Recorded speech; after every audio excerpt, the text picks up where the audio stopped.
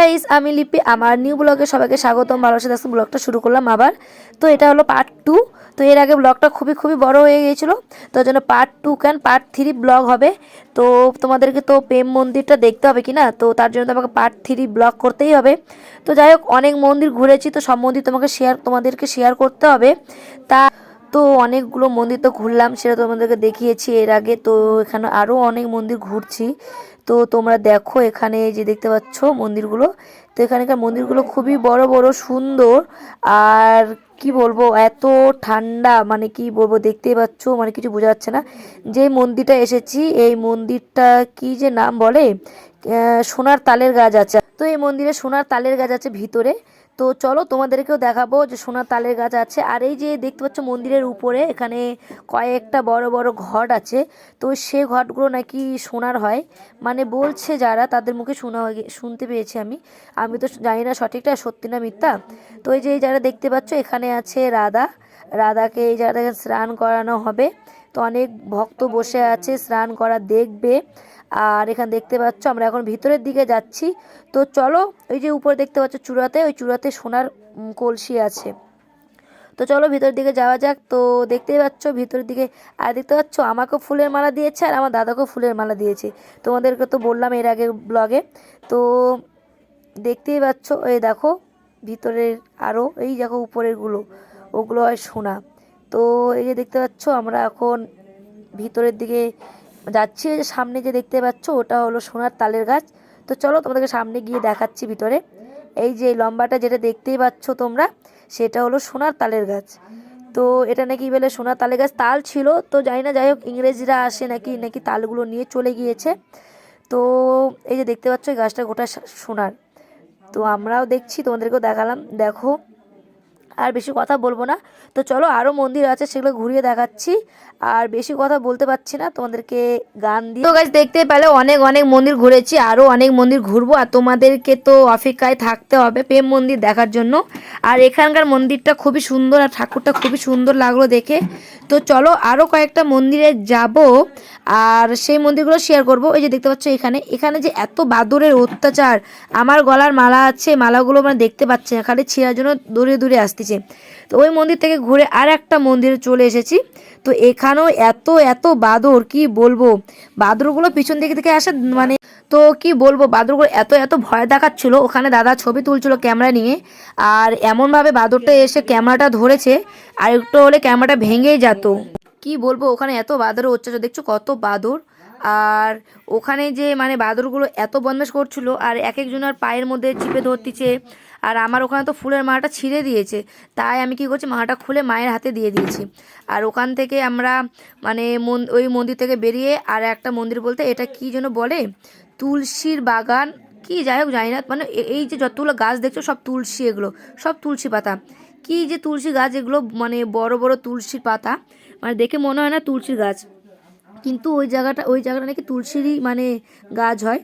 তো ওখানে অনেক অনেক লোক অনেকক্ষণ থেকে লাইন দিয়ে ধীরে ধীরে ধীরে ধীরে ধীরে ধীরে বাগানটা দেখে অনেকক্ষণ পরে আমরা এক জায়গায় গেলাম। হ্যাঁ, এক জায়গায় গিয়েছি। ওখানে একটা ঠাকুর আছে রাধাকৃষ্ণ, দেখতে পাচ্ছ ওখানে মা বাবা দাদা, আমি ভিডিও করছিলাম।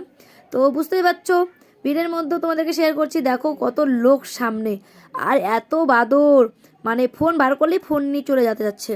তো অল্প অল্প করে ক্লিপ নিয়েছিলাম তোমাদেরকে দেখার জন্য শুধু। তো চলো আরও সামনে যাব। আর ফাইনালি চলে এসেছি।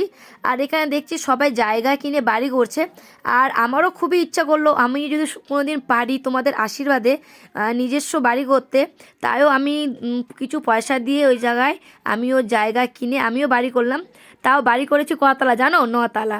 তো দেখি তোমাদের আশীর্বাদ, তোমার ঠাকুরের আশীর্বাদে যদি এই আশা যদি কোনো দিন পূরণ হয়, তোমাদেরকেও শেয়ার করব। তোমরাও এই জায়গা দেখলে, আর আমিও তোমাদেরকে শেয়ার করলাম, যদি কোনো দিন আশা পূরণ হয় তোমাদেরকে শেয়ার করব। তো ওখান থেকে বেরিয়ে আমরা খেতে চলে এসেছি।